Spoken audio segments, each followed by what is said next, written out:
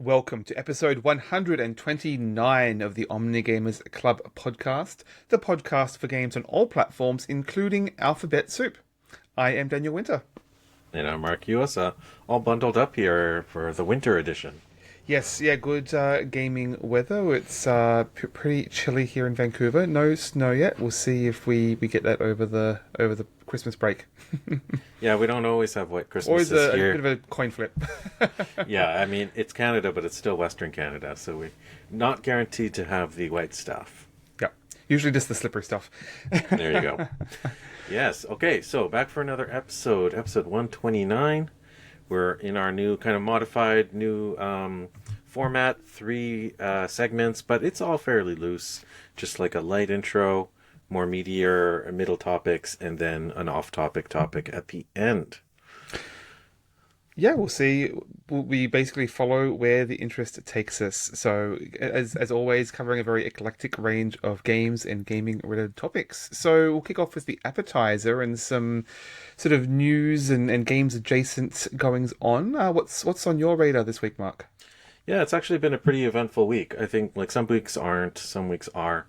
There's a lot to cover, so I'll just mention a smattering of things. And if you don't hear us speak about a news topic, it's probably because it's not that important to us. We don't have anything to add to it. Yeah, exactly. So many of these things have been covered so well elsewhere. So I'm going to cover some kind of businessy business, get it out of the way. Embracer owned Eidos-Montreal studio who makes Guardians of the Galaxy. I mentioned it because we covered that game in the About past. early episodes, yeah. Exactly. So that was, I think we had a generally positive opinion of that game. And Eidos-Montreal has done some games that I've enjoyed in the past, like some of the Deus Ex games. Did they do some Tomb Raider? Am I misremembering? Yeah, Eidos definitely, has access to that catalog. I don't know if it was specifically Montreal that did it, but, they've done some good things in the past, maybe not so many notable things recently other than Guardians. But there was some layoffs there, so sad to see that happen. Of course, Saudi Arabia, their sovereign wealth fund apparently owns 93.4% of EA games now. Yep. After the buyout. We knew that buyout happened, just like the details weren't super clear. Of course, what's his name? Trump's son-in-law is also involved in that as well, Kushner. Yes, right. So not much to say there, except that regime hasn't been, let's just say, very good with certain topics, LGBT topics, women in equality in Saudi Arabia is not where it could be in other countries. So we're hoping that this isn't going to have negative effects on the subject matter of games that EA publishes. I don't know. There's been some skeevy things going on. I think the luster on those games by that publisher is really gone for me in a lot of ways. So maybe it doesn't affect me too personally. How about you? Yeah, I mean, I couldn't tell you the last time I played an EA game, to be honest. I mean, I haven't followed the business dealings exactly. I'm not sure, what subsidiary in Saudi Arabia is owning it now. I mean, obviously linking any ownership of a company like that to a government is bad broadly, let alone Saudi Arabia's. But I mean, we've seen all kinds of acquisitions and monopolies, continuing to aggregate these giant companies into a smaller and smaller pot. So it's hard to say how any of this consolidation is good for anyone, really, other than those at the top. I mean, we just saw Netflix and Warner Brothers, I think it is, announcing a deal. And, in theory, there's supposed to be arrangements to stop the antitrust, stopping this sort of monopolization, but there's always some excuse, some loophole to be made there. So no one seems to be that interested in slowing them down. Yeah, I know, exactly. it's bad out there. Yeah, that was my next story. Netflix to buy Warner Brothers and HBO for $82.7 billion. And why that affects our podcast is, well, we cover some movies here and there, but also Warner Brothers games. Publisher of, unfortunately, a lot of Harry Potter related games, but also Lord of the Rings and other media properties as well. What was that Looney Tunes Smash Brothers game? I forget. Yeah, I know what you're talking about, but Hey, they're happy to shelve their own Looney Tunes movies without those ever reaching the general public either. So lots of shady biz from that side as well. Anyways, those three kind of business acquisition moves are kind of a bundle. I'm just going to put them out there and as just signs of just kind of like dangerous movements in our the industry that we follow. Yeah, I mean, I haven't had time to research those specific stories. As like this business is this bad business news is just coming out constant stream these days. I don't have anything specific to add to that other than, as I said, it's bad for business, it's bad for art, it's bad for the consumer. Other than the few people selecting their stacks of money at the top, I'm not sure who is the winner here, really. Yeah, the only winners are, I guess, shareholders of these various corporations. I guess just because I'm on a roll and I'm getting these news stories out there quickly, I'm just going to mention one more, and then I have a one more positive piece of news I'll cover later. Sony slash PlayStation has been sharing some AI generated PSN avatar icons as part of their, I think it was like a advent calendar kind of campaign Okay. related to the holidays. So not mission critical stuff like within a game itself, but still not a optimistic, not a positive move for an industry that relies so much on creativity, visual artists. It's just a bad look. I Bad mean, look for Sony. I mean, I didn't see this to be honest, but as with all things AI, if you're not going to bother putting in any effort, why bother at all? Like, it's just a complete token, arbitrary gesture to making content for the sake of it. Like, there's absolutely Yeah, bare bones, bottom of the barrel stuff there. exactly. If a human, they didn't bother to hire a human with skill to make it, then why bother sharing it around for customers to use? Well, they did it because it's free. But these are kind of bummer stories. I did mention I have something positive, but why don't you maybe tell us something on your Yeah, I mind? guess I'll continue the bummer stream here. We've spoken a little bit about some various stories of censorship, largely in regards to payment providers recently. But there's one story that was breaking last episode. I didn't quite have enough time to dig into it, but has developed since then. A game called Horses by Studio Santa Ragioni, I guess you pronounce that. It basically came out this last week, but the studio announced that it had been banned from Steam, basically, for reasons unknown. I mean, this is a fairly niche game. They've come out with a few small games like Saturnalia, Mirror Moon EP that I'm not particularly familiar with, and basically they're playing. I mean, as you can tell from the trailer, if you watch this is a game playing with very sensitive themes of slavery and abuse and exploitation. It doesn't hide from that. It's quite explicit about it. Most people would call it sort of an artsy game or art house sort of vibe. By most accounts, it's not a particularly nuanced or even a good game, but it has created a lot of conversation about the nature of censorship. And I mean, obviously, we were talking with in regards to the sort of Visa, MasterCard censorship. I mean, it's not even just a matter of what is banned and what themes and topics are banned, but it really does create this cooling effect, especially when it's vague, no reason given bannings like this. It just means a lot of devs, a lot of publishers are going to be like wary to publish anything that's seen to be off the beaten path at all. You know what I mean? It just has this really cooling effect on the nature of art and what messages people can try and get out there. So not to say much specific about this game in itself, but I mean, Steam has banned this game without any reason or recourse. Epic had also banned it as last reporting, and Humble had temporarily banned it before reinstating it, it seems. And I know it's strange that they all banned it sort of fairly close to each other. It does feel a little bit like, if not like some kind of larger campaign, or at least some kind of fear of a campaign from the highest up at these publishers. I mean, look, Valve, no stranger to censorship, but in their own games. I having, living in Australia, we experienced Left 4 Dead 2 was heavily censored by the government there. They had to basically change the game to take out various assets to re-release the game in Australia and Germany, I think it was. So you think Steam, Valve would be a little more sensitive to censoring, banning games with no reason or recourse there, but it's yeah, quite unfortunate. Yeah, I'm not going to add anything to this topic because it's been covered very well on recently on Aftermath Mm. Radio, Aftermath Hours, I think it's called the show from Aftermath. The independent news source had a really good conversation talking about it on their December 5th episode. So go check that Mhm.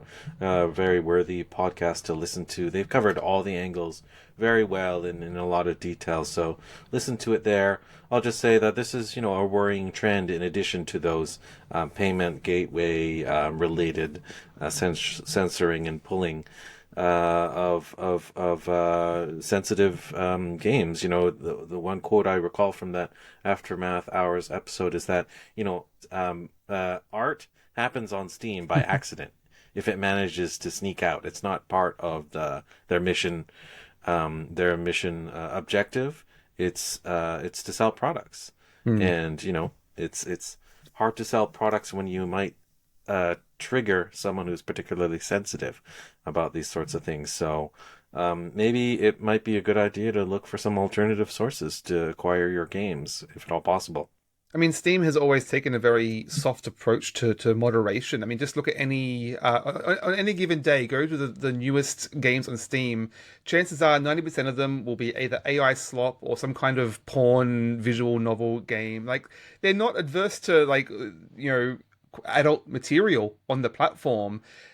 Something specific here has obviously spooked them, it seems, and it seems like a real double standard, basically. I mean, you see so many other games dealing with sensitive topics, whether it's advocating for them is a different story. Art is complicated in how it represents these things. I mean, not to get into the whole video games art, but this feels like there's such a limited understanding of what that even means in this industry right now, and how more challenging approaches to these topics can be advocated for. Yeah, yeah, I'm fine talking about that topic. Being done with talking about that Yeah. topic because it's covered very well elsewhere. One bit of positive news that I just stumbled upon. It's not really news, I guess. I guess it is new because it's a new YouTube channel that I stumbled upon. This YouTube channel is called Catalog, simply, and they are a channel about a month or two old, and they're focusing on the history of primarily JRPGs, it looks like, some other stuff as well, but mostly JRPGs, which are of interest to you and me both, I think, and potentially our listeners as well. So they had a very good video series deep dive on Phantasy Star, the whole series. Generally the first entry in the topic, but they covered like the whole history of it, and it's very well researched and narrated, and it kind of follows along similar lines of what we read in that book, Fight Magic Items, which maybe we'll be talking about a little bit later, but with additional interesting anecdotes about development history, some of the additional key players, and technical notes, even like some of the like restrictions, limitations on the hardware, and some technical workarounds that they've come out with. And they don't just cover Phantasy Star; they also cover a series like Megami Tensei, not just Shin Megami Tensei, because Shin Megami Tensei is actually the second game in that series, and there were two games called Megami Tensei as well that came out in the same year initially. They also covered the East series, so these are some series that are like less talked about than the more well-known ones like your Dragon Quest and your Fantasy and your Final Fantasies. So I have always been fascinated about these titles, wanted to know more about them and know more about early video game history, early console game history, and this is a great place to do it. The episodes are about 35 minutes or so, and they're a great depth, enough to get you interested in learning more about these topics, and just really shows you more than you might have known about these game series that you love. So I really enjoyed that. That's Catalog, a YouTube channel that I just discovered. Interesting. I'll have to check that out. I've definitely been interested in learning more about the Fantasy Star series. I'll have more to talk about that maybe next episode. But we've been talking recently about Final Fantasy, I mean, it's been interesting exploring some of these older games, and even if they are more accessible in various forms, like the remasters and fan translations, it is easy to miss a lot of the context in their original development, the original versions. So it's always interesting to see experts dig into their development and history and pull apart some of the missing pieces that you don't necessarily see when you play a pixel remaster. Yeah, and watching a few of these videos in a row, I basically watched all of those that I mentioned in about a week or so. It was interesting to see like things you don't really consider. I think I mentioned when I went to the Nintendo Museum in Kyoto, I was fascinated by they showed the relative sales percentages of the hardware in the various regions around the world. Those are things I never really consider, right? Because you grow up in one place, you always just think, oh, well, this system was really popular. How could it not have been a success? It turns out it was only popular in one region, and it was a real bomb in another. For instance, I have a very distinct memory of visiting Japan in my youth. Maybe I was 8 or 10 or something like that, and was going to like a shopping center and seeing all these cool, console products. Some of which I'd known, some of which had different names. You know, the Sega Genesis was called the Mega Drive in Japan, and the TurboGrafx was called the PC Engine. And I was really interested in Genesis games, so I was like, oh, I want to see more of the Sega Mega Drive. Because I think the games were compatible, like the cartridges were the same size, which wasn't always the case. But my uncle was saying to me, "Are you really interested in the Sega? But the PC Engine is way more popular." And he was right, because in Japan the PC Engine was way more popular, but the TurboGrafx was perennially the third most popular system at that time over here in North America. And you yourself grew up in Australia, which is another different region, so you probably had a different experience yourself. The names of the equivalent consoles are completely different over there. Yeah, I'm not sure what the equivalents are exactly, but yeah, I mean, so much of it is marketing or the perception of what would be popular. Some products never get released in certain markets at all. Yeah. Yeah, and now games are so globalized. Things have simultaneous global releases, and markets like the United States are much, much more important for Japan. Japanese-made games, even, which a lot of these happen to be. So, anyways, suffice it to say, I was very fascinated by those documentary videos from Catalog. Very cool. I'll definitely check those out myself. One final bit of more positive news myself, talking about a crowdsourced project that's out right now. We've been talking recently about a couple of projects that played with a standard deck of cards and basically hacking them and repurposing standard card decks. There's another project that's playing with a very similar theme. This is called Card Drives by Michael Elliott, who I believe is a local Vancouver based. And so this is basically, I mean, as you can imagine, with the hacking a deck of cards, very appropriate cyberpunk theme. Basically going through various nodes in a network, and as you do so, having to play like basically play poker hands similar to Balatro. And as you do so, you have the chance to sort of change up some of the cards, like modify them, cut them, sticker over them, scribble on them, do various modifications to like improve your chances of hitting some of these poker hands as you go. I actually played through. There is a demo version available on itch.io. I'll put the links in the show notes. I played a couple of rounds of the demo. It's a little strange because this is, I mean, it calls itself a TTRPG, but it's really one of these liminal spaces between like board games and TTRPGs, or like very much more mechanical driven, but through the lens of a more thematic set of rules rather than what we might be used to in the board game space. So there's a little bit of little bit of obscurity in the rules that I need to clarify. Like it's not clear what the limits of modifying your cards are. Can you just invent a whole new suit with a unique power and make up your own rules? Or is it just like turning a 4 into a 5? It's not particularly clear. But if you're willing to navigate a little more ambiguity as a lot of role players are, and just figure that out as you go and improvise a little bit. And it's fascinating concepts. As I said, like I love the idea of playing with the standard deck of cards and hacking it. It is a little strange because obviously as soon as you start stickering it, it makes it very hard to shuffle, and so it feels like I should be using sleeves, but card sleeves are the least cyberpunk thing there is, as you can imagine. So I feel like you have to just have the bent cards that are just going to be completely like unbalanced in how you shuffle and just roll with that. But yeah, it's an interesting concept. I'm curious to see how that develops. It's card drives. It's on Kickstarter right now.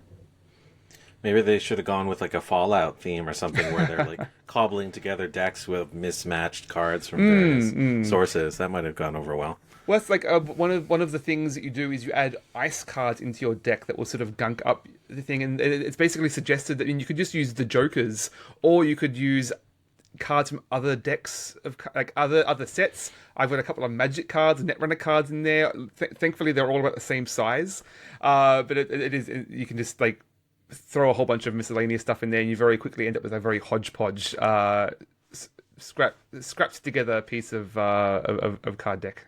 Nice. All right. What do you think, Daniel? Should we move into our main topics? Absolutely. Lots of games to discuss. Cool. Yeah, I have a couple games. You look like you have some as well. You want to start us off, or shall I? Yeah, I mean, I'll kick us off quickly just because this first one pivots into a little bit what you were just discussing about in, games hitting different markets, because this is one that was not released in the West until 2003. Just last episode, you were talking about Hironobu Sakaguchi, who more recently published Fantasian, was it? The game you were discussing last week. Yep. But going right back to the beginning, I've been playing Final Fantasy II, which he directed.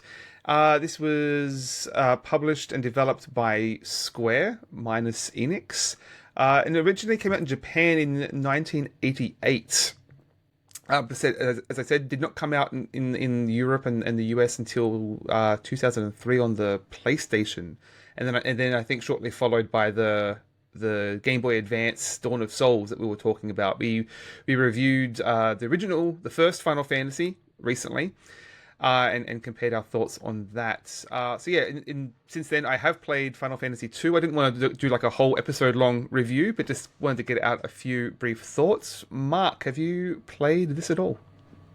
No, I haven't gotten around to 2 yet. I bought the Pixel Remaster fairly recently, so it's definitely in there. But no, my experience has mostly been with 1, 2, and 3, as they were called in North America, which is actually 1, 4, and 6, and of course the later ones as well. But no, I'm happy to hear more. So I have been playing the Pixel Remastered version of this, to be clear, and it's immediately apparent that this is much more of a Final Fantasy game. So many of the touchstones are here now, a lot more recognizable monsters. You've got the Marlboro monsters, I think the Chocobos make their first appearance here.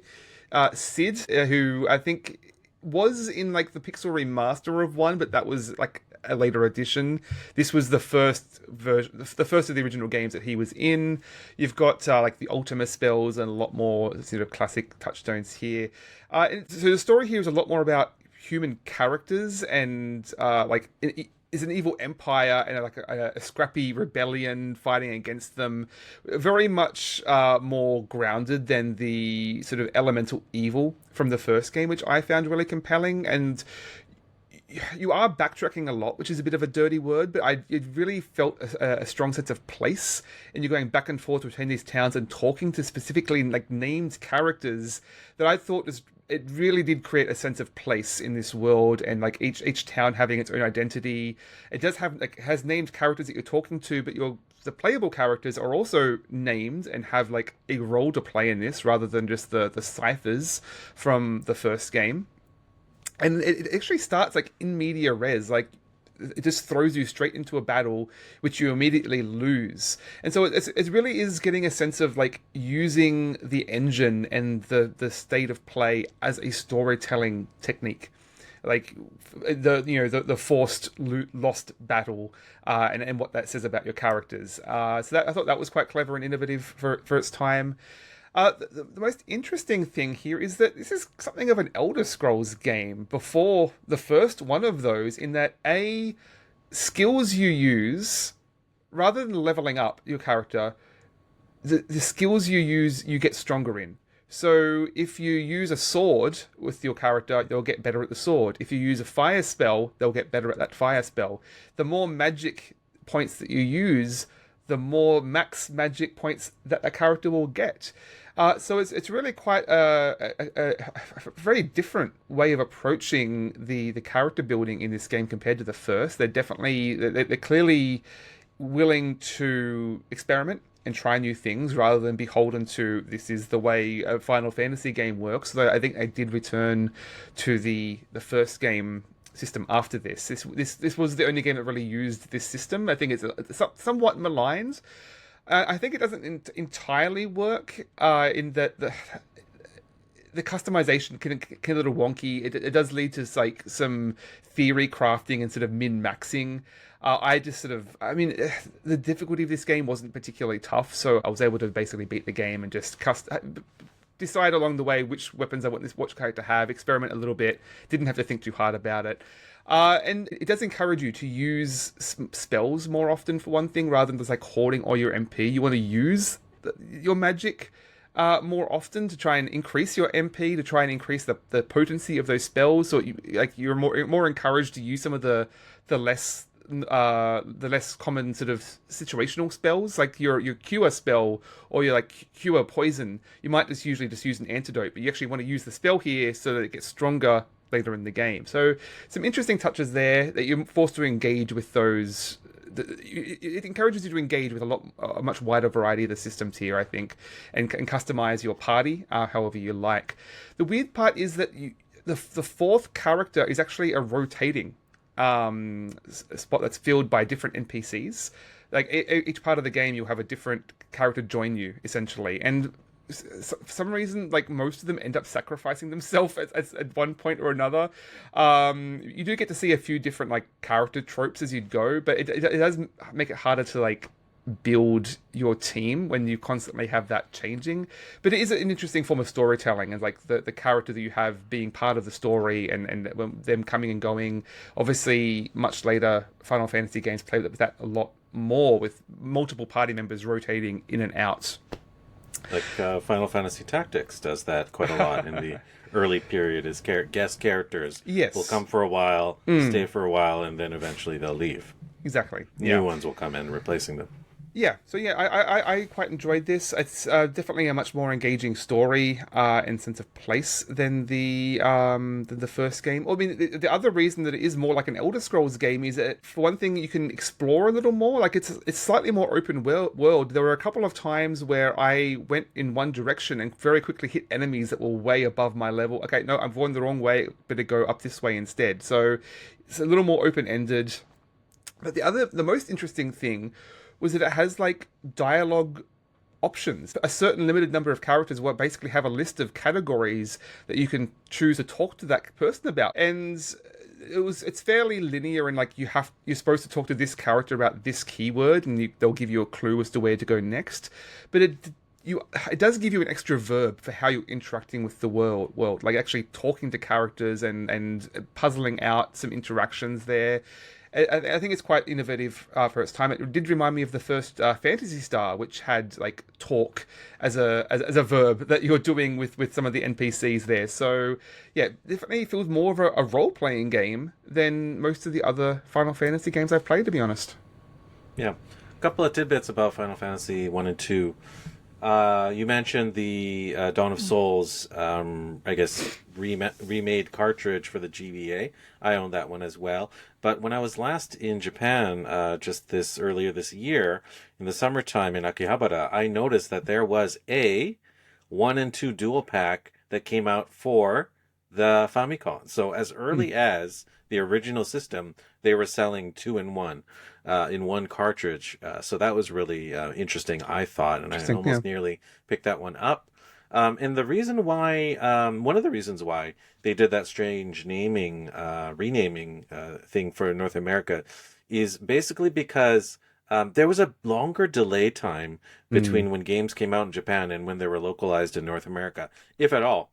So if you recall, we've talked in the past how Famicom came out about 2 years before the NES did in North America, and a lot of the games had a similar kind of delay factor. And because RPGs had so much dialogue, a lot of the times they Mm. weren't localized because it was considerably more effort to localize these massive scripts. And Final Fantasy just made it out a couple of years later. And by the time 2 and 3, they were deciding to publish 2 and 3. That was like really, really late in the NES life cycle. Mm. In North America, Super Nintendo was almost on the horizon, and they thought, well, we're just not going to make any headway with these kind of really old looking titles if we release them in North America. So they just skipped them, and because so much time had passed, they decided to localize Final Fantasy IV into 2. But because Final Fantasy IV was the first Super Nintendo version, it felt like a serious jump. The Mm. first intro scene is using that Mode 7 fake 3D technique where you're traversing the world over the airship, and it had the much more like cinematic intro sequence, and it was really felt like a next generation entry into that series. So no wonder they decided to pick that. Final Fantasy V is known for introducing the job system that Mm. would appear in later games like Final Fantasy Tactics and 12 and things like that. And they decided to forego that one because they thought it was too complicated for the North American market. Another tidbit about me visiting Japan as a youth is I remember very, very distinctly visiting my cousin's house and watching them play Final Fantasy V, me having played Final Fantasy 2, and being totally weirded out. It's like, whoa, they're already on 5 already. I've only just played 2. And of course, it was using gameplay mechanisms I hadn't even considered. So that blew my mind. That's a core memory that sticks with me. And beyond that, there's another tidbit that's just escaping me at the moment. But there's so many of these intricate stories that come out when you really look into the depths of video games, and it's I'm fascinated with them as I grow older. The history of games really, really makes me happy to learn all those little tidbits. Yeah, I'm sure at the time of their release, it would have been hard to go back to 2. Once you experience that Mode 7, 3D rendering, it's hard to go back to 2. But I think in hindsight, 2 does still have a lot to offer. It's one that I see very few people talk about, but I did really enjoy that one. I think it has a unique take on the genre, on the series, and it was the origin of a lot of the classic tropes that you'll come to see a lot more of.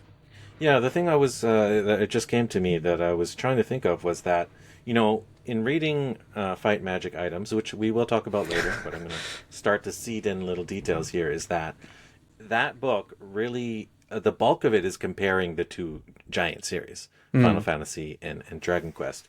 And they most certainly kind of loom the largest in the world of JRPGs in Western audiences' minds and those in Japan.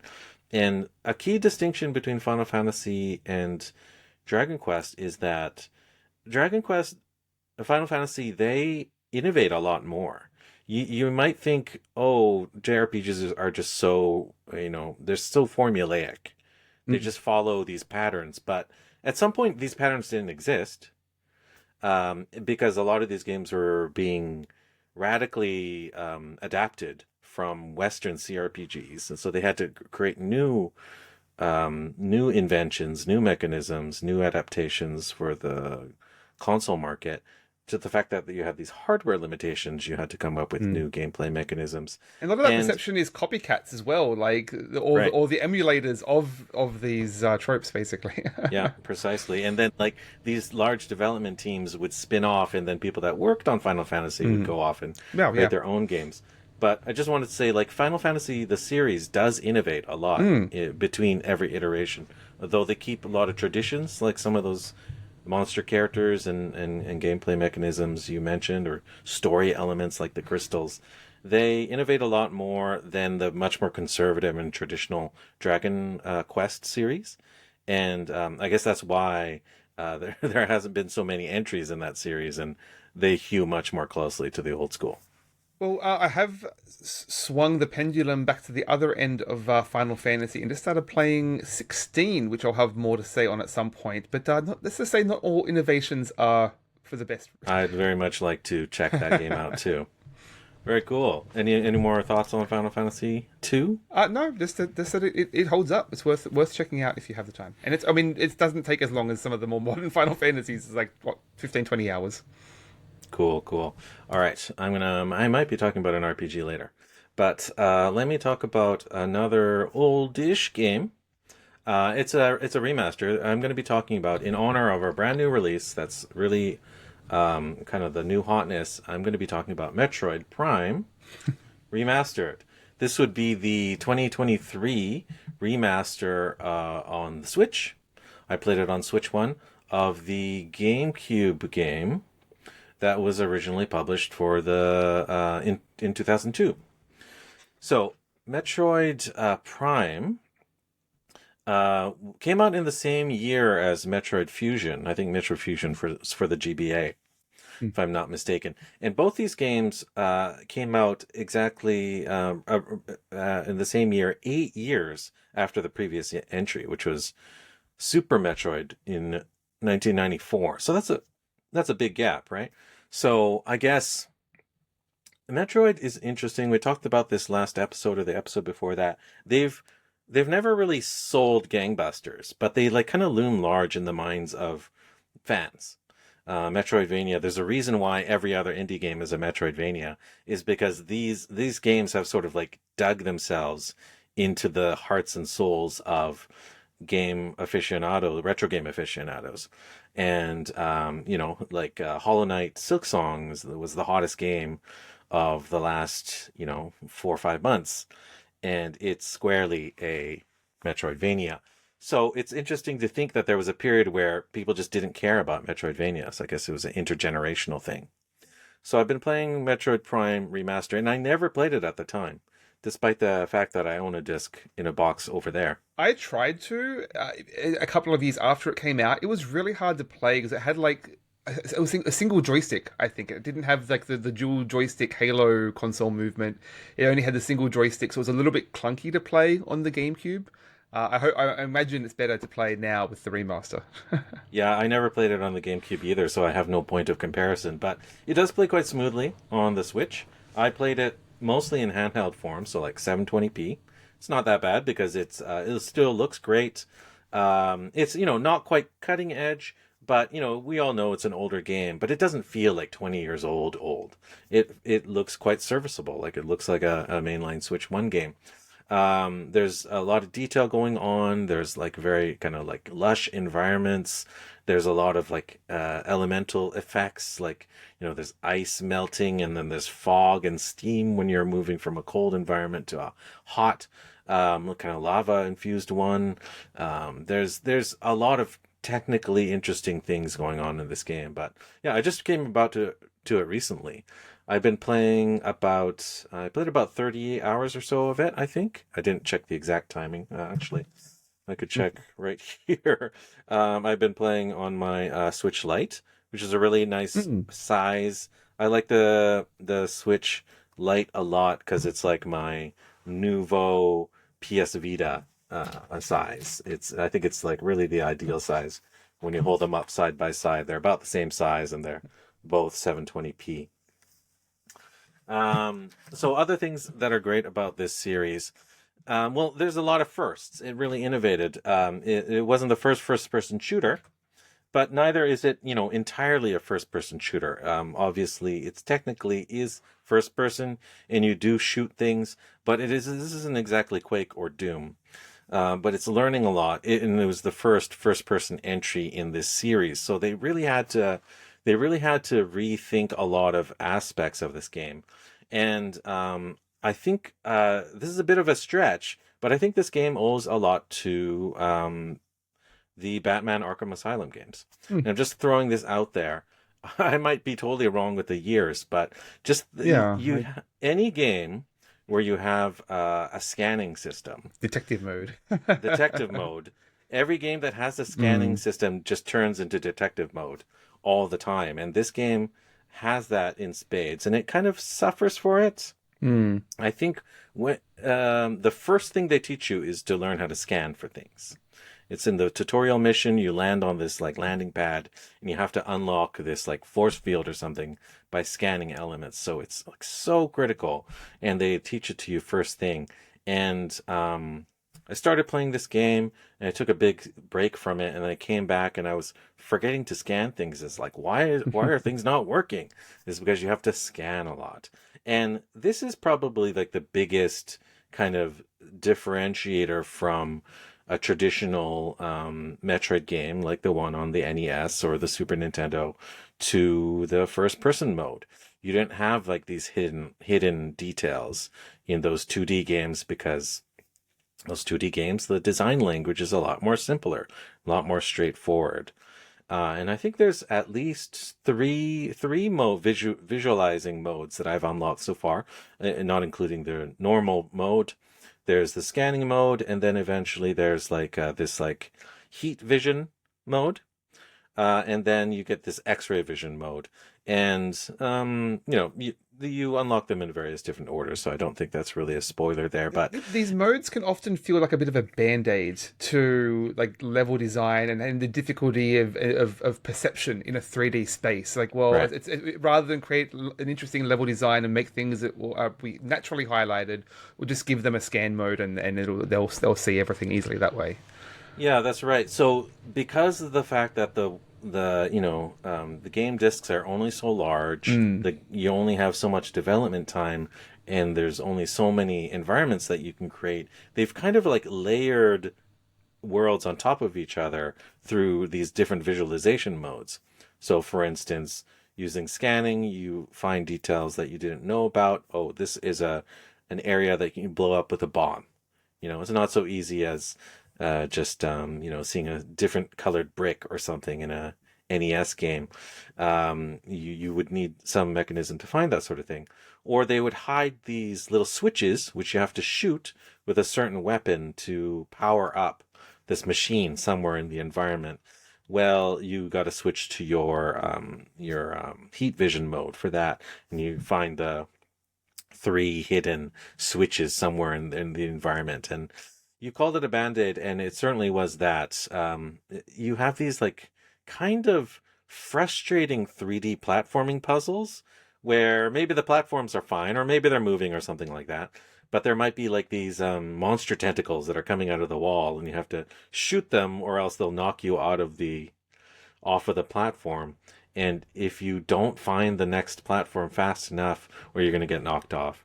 So I climb all the way to the top of this 3-story area, and I can't get through the door because I didn't shoot the 3 switches. So now I have to go all the way back to the bottom and all the way back up again. It feels like a very prescribed way in which you have to solve this. It's almost like a very dynamic system. You have to follow a very strict like sequence of events, basically, to solve the various puzzles and rooms, even the combat. Yeah, definitely in the first part of the game. I haven't finished the game, so I don't know if it's the first half or not. But so let's just say the first 20 hours or so, big chunk.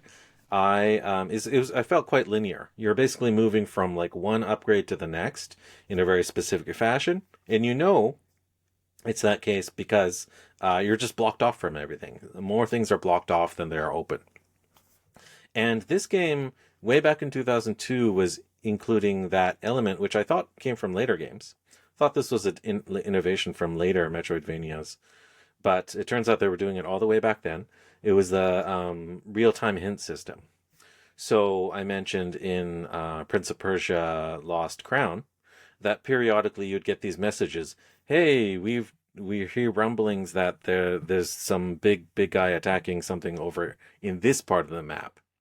And in Metroid Prime, they do it as like your ship is alerting you that they're having these seismic readings happening in this region over here, and you better go check out this very specific spot.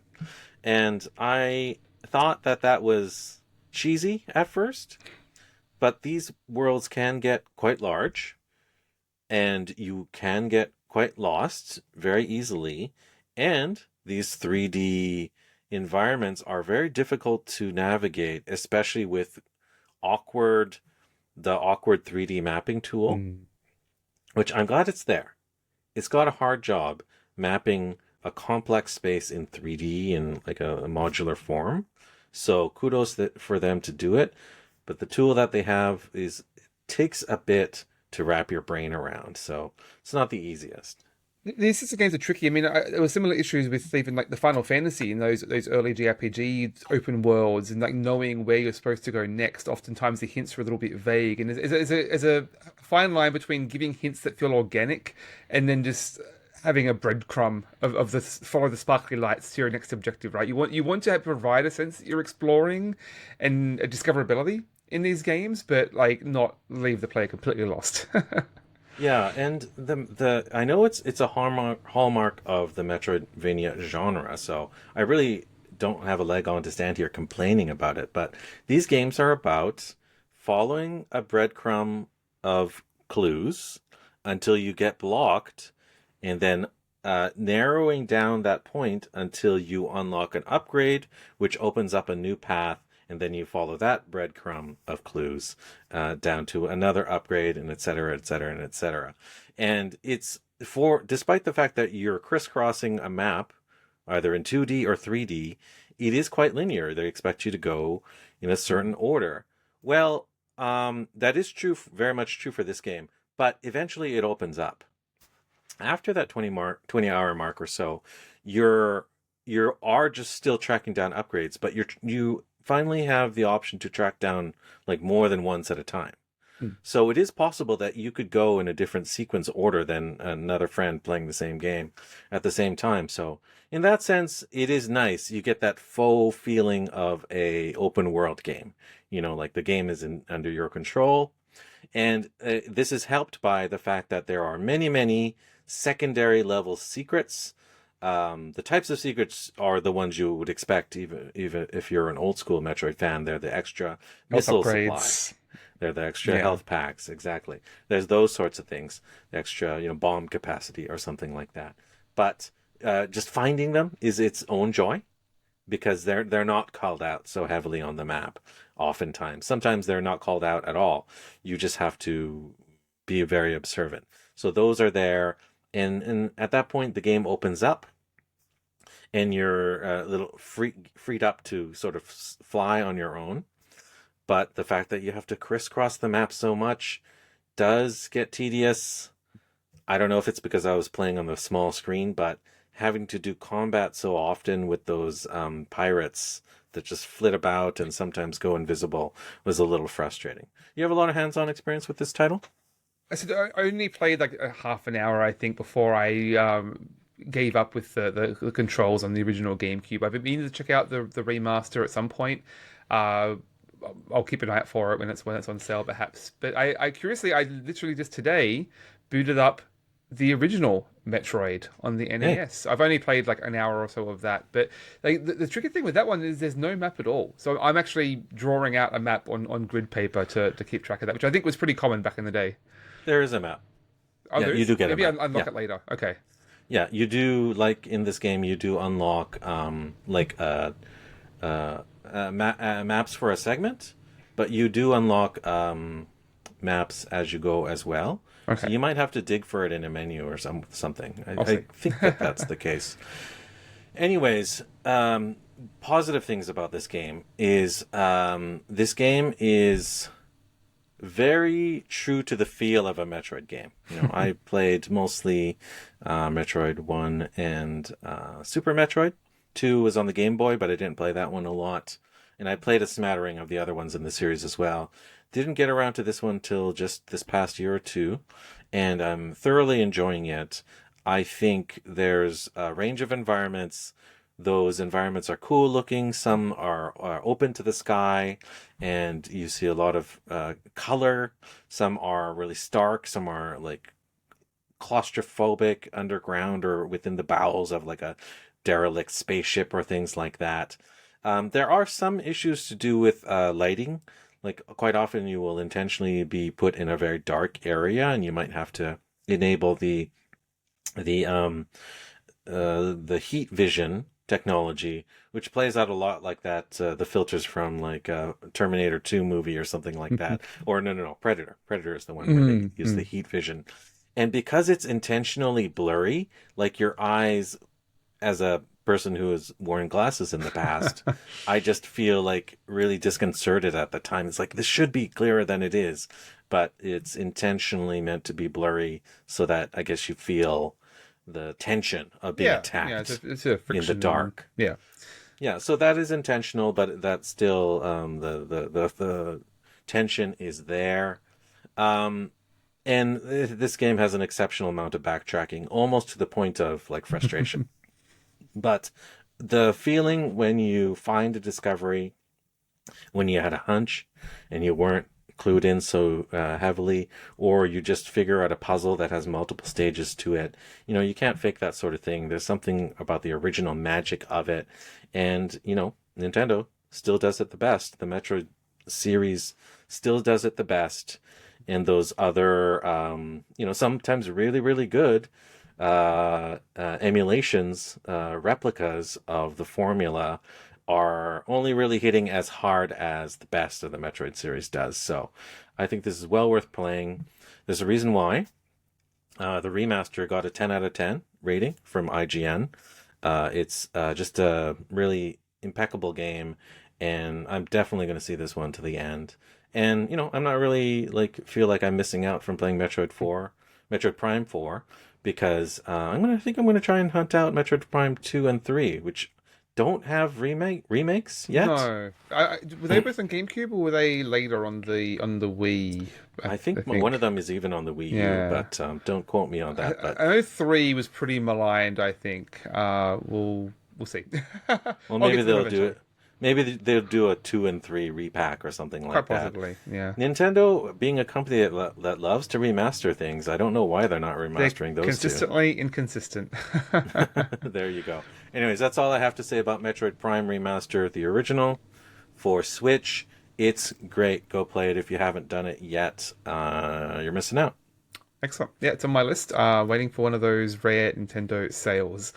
I had another game I wanted to talk about, a board game actually, but in the interest of time, I know you've got a game that you've been banking for a couple of weeks. Okay. Yeah. How about I quickly wrap up the game that I've kind of been sitting on for a little while then. I did finish a game recently, and it's actually not that recently ago, but it's one that I mentioned in the past. I finished it. I'm not going to say too much about it. I don't know which episode we started talking about it, but the game is Metaphor Refantazio. People know that I like my JRPGs. This one I enjoyed quite a bit. I finished it after 108 hours.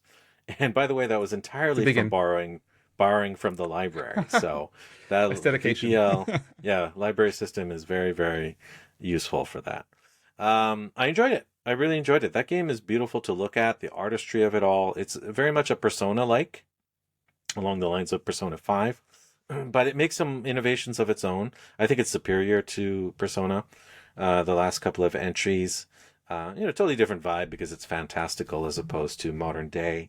But the difficulties and the challenges that adults face in fantastical settings is more interesting than high schoolers, even though they deal with fantastical topics too. So what did I end up liking? I ended up doing a lot of optional content, I feel like. There are these 3 kind of optional bosses near the end of the game. I won't tell you what they are, but they were pretty challenging. Did you manage to complete them? I did. Okay. I did. I gave up on those, to be honest. Yeah, I had to follow guides, but it was worth it. It felt really cool to be able to defeat those. And by the way, I did drop down the difficulty. This game lets you change the difficulty at any time. And for probably the first 3/4 of it, I played at normal difficulty, and then at some point, I just had to drop it down to, easy or less than normal. I don't know what it was. I think it was for might have done that for the final boss. I don't recall exactly. Yeah, it's at some point I was like, am I going to finish this thing? I'm not going to just abandon it. I'm going to finish it. I will drop down the difficulty. Stop having shame about difficulty dropping. At this age, I shouldn't have any shame about those sort of things. The thing that I felt like was a bit of a miss for me is that I don't know if they spelled it out early enough, but I didn't realize that every character had a sort of optimal Uber class. Mm.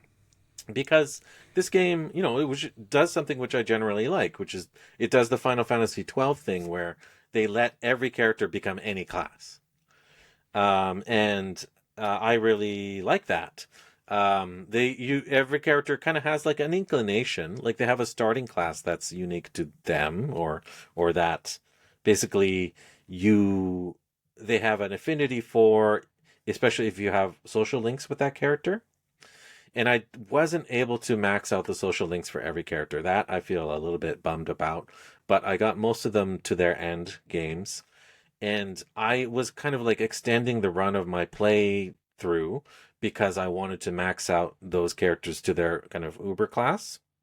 And they must have spelled it out at some point. But it's I like, missed it as well, but that was a real bummer for me too, because yeah, the customization and exploration of the different classes in this game is a real highlight. yeah. Experimenting with the different combinations, but then you get to the end and it's like, well, either you already happen to have the exact 5 classes maxed to get the super class, or you have to go grind for another 10 hours, I guess. Yeah, I thought the last boss actually did a good job in making you kind of, it, not to spoil too much, but it made you swap out to different characters at certain times, or there was a benefit to doing that. So I thought that was a good, well-designed boss. I would just like to point out, anyone currently playing Metaphor, just make sure you check your character's Uber class. It's sort of near the top of the UI of which you choose their class. There's one unique class that's just for them. It's like Ultimate Dancer or something like that. Make sure you check out the subs requisites for that. And the requisites are actually pretty clearly spelled out.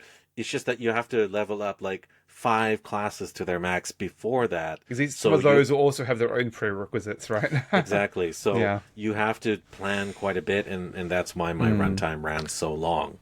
But aside from those sort of hiccups, I thought it was really worth the time, the considerable amount of time I spent in it, even though I usually get tired of games at around 40 hours. This one was just particularly smooth to play, and the characters were charming, and the world was interesting. Did Not perfect. Did the story close up on a satisfying place for you? The story was interesting because a lot of games sort of front load their story, and I feel like this game backloads a lot of the story. Is like they reveal so much right at the end that it feels like, really, this is what you were going for. And I feel like it didn't really cinch everything together, but they cinched enough together that that it was a satisfactory close for me. And maybe they'll tie some things further in like a sequel, maybe like 100 years hence or something like that. They'll explain some more depth into the world.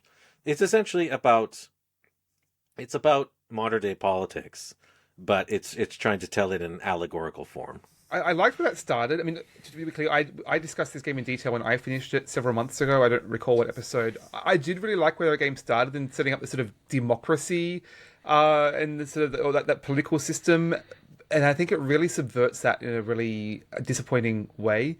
The way the main, not to spoil anything, but the way the main character turns out, going up against the big bad, I think that sort of deflates the whole democracy theme from the start of the game. A lot of fantastical stories have the typical kind of like the chosen one, the hero. Only you could have been the true hero rather than anyone could possibly be the hero, which is like the theme of 80% of the story just kind of gets tossed. So that's unfortunate, but maybe they can rectify that in a future version. I mean, I'm not going to really blame them because like so many stories do that, right? It's like Lord of the Rings could not have been resolved without Frodo, and Star Wars couldn't have without Luke Skywalker, and those sorts of things. Hero myths exist for a reason, I guess. Hard to escape. There's definitely some satisfaction to it, I guess, but yeah, I don't think it paid off what it was putting down at the start of the game. I'm curious what you thought about the structure. That was the one other thing I took away in terms of like compared to Persona, where this lets you max out every relationship fairly easily, and like you have a lot more flexibility, and it's much more open-ended in how you can go about your day. It doesn't have that tight restriction. I found myself surprisingly missing some of the restrictions. I thought it felt a bit too grindy, just going through the motions of maxing out everything by the end, and I wanted a little more momentum pushing me in a particular direction. I thought, I guess I gelled with the lack of restrictions, I guess you want to call it. For me, my problem with maxing out the relationship bonds in the other Persona games is that I wasn't really motivated to, especially outside of my main crew of characters. In Persona 4 and 5, which is the ones I have most familiarity with, a bit of 3. I played the new reloaded version a bit. It all depends on which characters you like. And if you only like a third of the characters, then it's a real chore to max out the relationship links in the remaining ones. And I guess with this cast of characters, I ended up liking more of them. I thought they were more varied. Their backstories were more interesting. The places they were coming from, whether they were like in society or race or culture, were more interesting. And there were fewer of those like way side characters that I had no interest in pursuing. So for that reason, I felt naturally motivated to complete the social links, just to hear more story, quite honestly, and to get some of the mechanical benefits. So I guess you could say I don't have a strong feeling about it, but I think this game must have done it better in some ways because I actually did it. I actually completed most of the links. So, yeah, there is definitely a more diverse range of stories and characters you're going to come across. Most of them are hits, but there are definitely some are more forgettable than others. Yeah, I feel like the Persona games, like, they focus too much on who you want to romance and things like that. Yeah, and your teacher and the hot nurse and like and tying that to like the story and also tying it to the mechanics of which personas get buffed is like a little bit, they're at odds with each other. Rather than just letting you follow what seems to be the most interesting storyline. Yeah. So it'll be interesting. I gave up or walked away from Persona 5 a while ago after the first 2 dungeons, and I don't know if I'll go back, but it's maybe I will. Part of me wonders how the rest of that game plays. I've dropped that one twice, partly because I was like I felt obliged to like follow a guide to maximize everything, and in hindsight, I think I would have had more fun if I just like followed where I was, followed my interest rather than feel like I wanted to have to max out everything. So I don't know. I think it's shifted my relationship to friction in games a little bit. Yeah, and I played Persona 4 Golden on Vita actually very obsessively and really, really super enjoyed that game, but I ended up getting like a bad ending and I felt kind of burned by that. So I don't know. I don't. I like Persona, but I don't love it for a lot of its frustration points like that. I will say, this might be a little blasphemous, but I had similar complaints with Final Fantasy Tactics, at least in the combat complaints, that is, in the sense of giving you this wide open system that you can experiment and mix and match all these different classes, and then you get to the end and find this very prescriptive system. Well, you have to fight this boss with this combination, or otherwise you're probably not going to have a good time. So I felt like the balance of some of the combat, both in Metaphor and Final Fantasy Tactics, didn't quite pay off that sandbox of the combat system that it set up. So yeah, I was a little disappointed with both of those. I don't know if we'll get back to Final Fantasy Tactics at some point, but had to throw out that comparison there. I would like to. So put a pin in that. We'll revisit it. I mean, I have to finish Tactics, so I would like to revisit it at some point. See, I was trying to think of what the other game that I had to kick down to easy at the very end, and it was that one. There you go. So you're good for games. Shall we move on to dessert yes, then? Yeah, let's do it. Okay. All right. Well, so I've been talking a lot. Do you want to cover your item? Yeah, just quickly. I mean, because mostly I've been watching more Columbo and Mission Impossible, to be honest. Not particularly diverse media consumption here. So I just wanted to quickly talk about a book that I haven't finished yet, about halfway through, and am really enjoying. It's called The Tainted Cup by Robert Jackson Bennett. So I haven't read a lot of traditional fantasy for a while. I've mostly shifted towards sci-fi. I think I burnt out on reading a lot of pretty tropey high fantasy stuff, and most of the more modern, like Brandon Sanderson, hasn't really done it for me. So this is the first one I've read in a while. It has. I just have a few twists on the sort of fantasy genre, though, in that we see a lot of claims of punk in various genres. Like you've got your steampunk, your uh, solar punk, your hope punk, or so many of these now, and a lot of those don't necessarily feel earned. It's like calling something core, basically. But this does actually feel like one of the more punk elements of subgenre, basically, and then it's basically I used to call it like flora punk or something. Like there's basically alchemists who are able to do body modification by various means. Like some of it's related to trees. Like there's basically biogenetic modifications to various plants and trees, but also to bodies. It's like some people are made to be super soldiers. Some are the main character basically has a modification that lets him have perfect memory recall. Like he smells a certain scent and he can associate that with memories, and he uses that as he's basically Watson to another character's Sherlock. Essentially, it is a murder mystery. That eventually ties into a larger conspiracy. I'm not exactly sure how it's going to pay off yet, but that's the main draw so far, is like solving this murder mystery.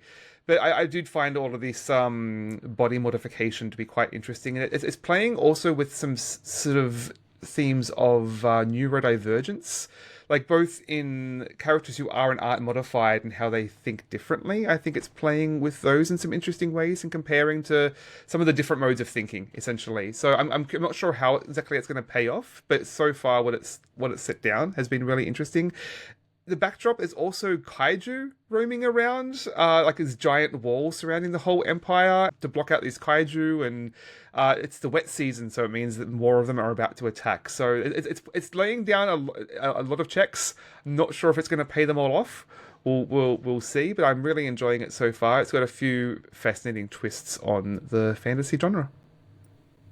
Very cool. I don't have a lot of in-depth history with fantasy novels myself. I've always leaned more on the sci-fi side, but I have a begrudging respect for fantasy, and I feel like I should read more, especially of the important pieces.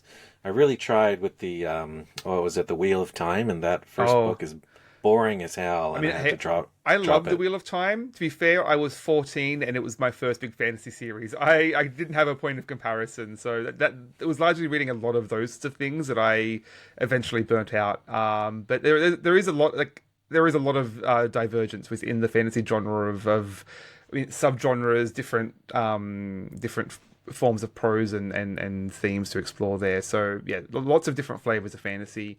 One thing I did want to clarify is like one thing that isn't very punk is that most of the modifications in this world are sort of seem to be controlled by the government or the empire, like for their super soldiers or for their investigators. There's hints that it's sort of going to subvert that and some sort of rebellion, perhaps. I'm curious if that's going to pay off. It was obviously like, yeah, cyberpunk. You want to be in the shadows and with all the underground, I guess, rather than working for the empire. So curious to see how they're gonna subvert that. But enjoying it so far. Very cool. Okay, I am going to mention a book, not a novel this time, but I'm going to be mentioning a non-fiction book. And it's probably not a surprise because I've already mentioned like 5 or 6 times already this episode. I finally finished Fight, Magic, Items by Aidan Moher, who is local, I believe, or at least a Vancouver Island. On the island, I think, resident? Yeah. So, a fellow Canadian and a fellow lover of JRPGs. Must be around my age or in between our ages because he kind of grew up playing the same sorts of games I did. So this is very, very familiar territory. And as a result, I really enjoyed reading his book. So I'll talk about the format and then I'm going to ask you your thoughts because I know you read it as well. So the format is, mostly historical. This is a nonfiction, like I said, but it does, like a lot of, history books do, it weaves in personal stories narratives, and the author pretty liberally bakes in sort of like, where he was at when he was starting to play this game, or like the little anecdote about picking up this title from the game store, having to drive in from the island down to Vancouver to pick up this console or whatever at a certain time. And, those touch points, while probably unnecessary in a lot of ways, I enjoyed, mostly because it speaks to me as a person of roughly that age, also living around here. I think kind of helps to ground the facts, because history is not always about facts. Oftentimes it's about people, and it's about histories, it's about emotions and sensations and feelings, whether about the subject matter or the author. So I think that it's generally not a problem to include those personal aspects of it.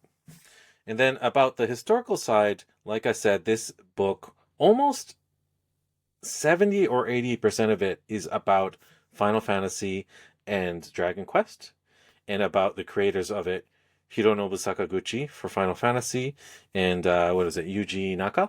No, Yuji Horii. Yuji Horii for Dragon Quest. And subsequent versions of the games will come out from different directors or whatnot. And there's, of course, a large supporting crew of creators who help to make these series, not just the one genius behind it. But the book definitely kind of centers those individuals a lot. And I was very pleased to see that there were at least 2 or 3 chapters dedicated to the late Rieko Kodama, who was involved in the creation of the Final Fantasy series. So that had a decent Fantasy Star. Fantasy Star series, that's right.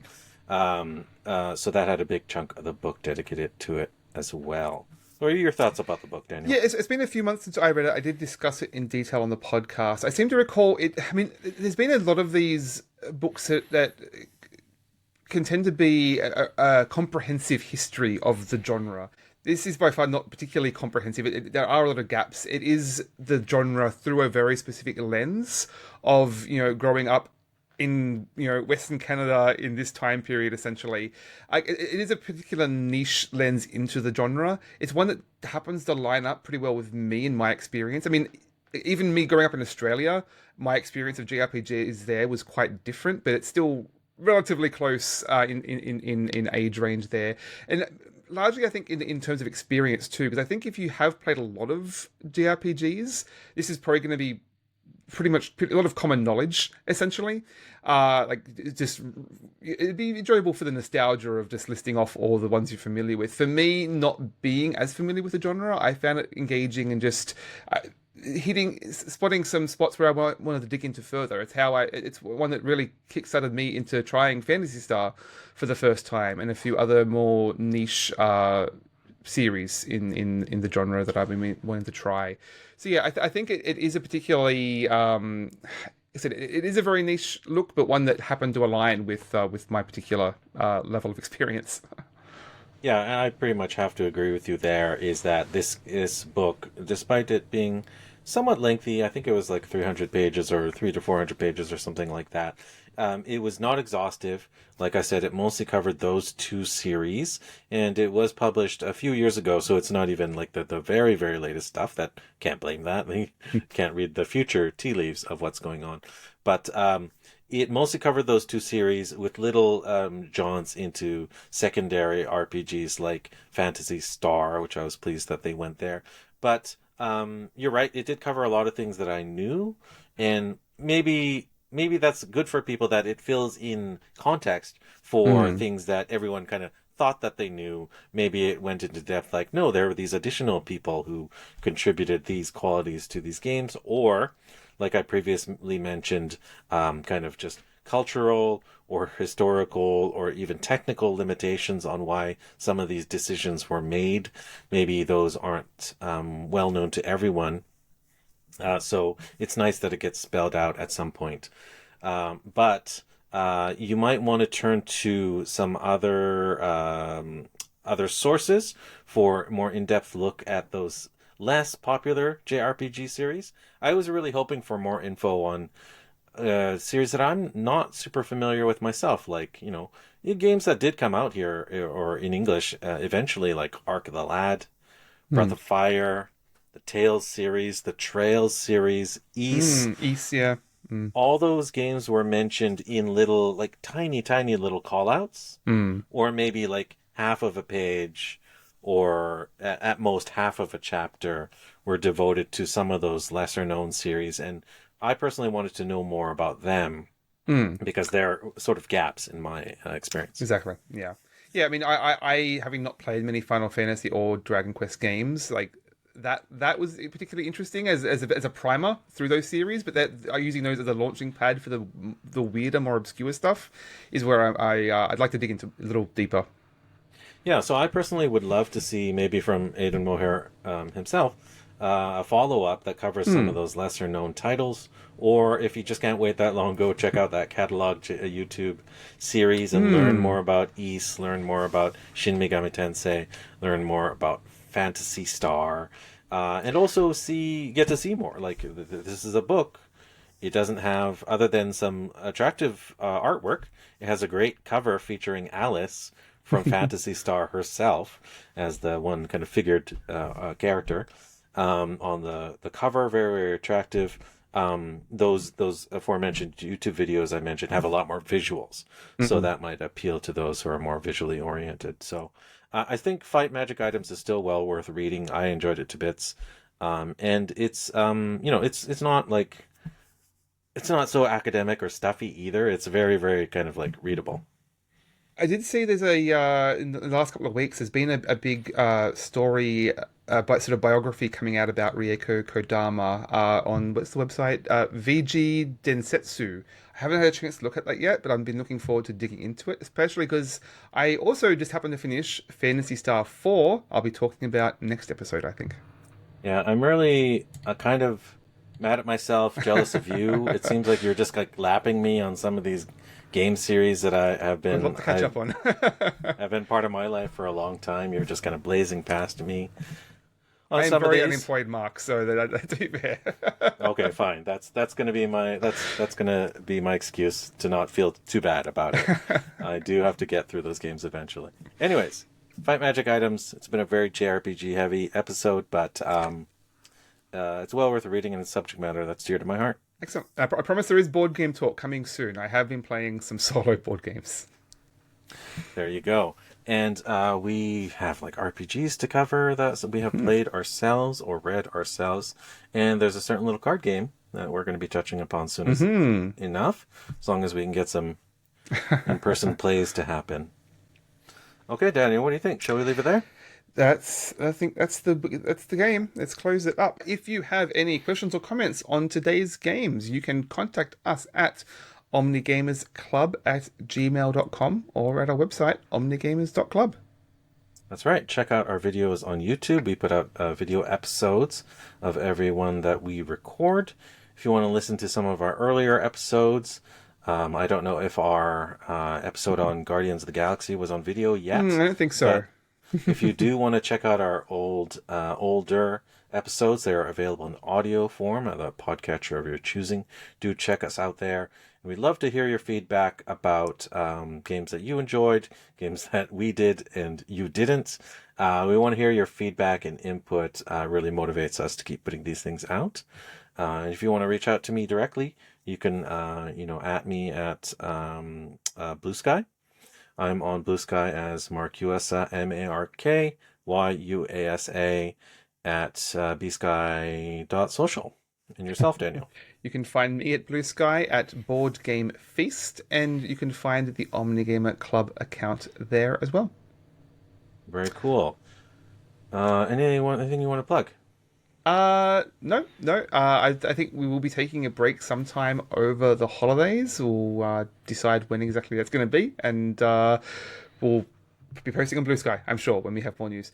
So, thank you, Mark. Thank you, everyone, for listening, and remember to have a balanced diet of games.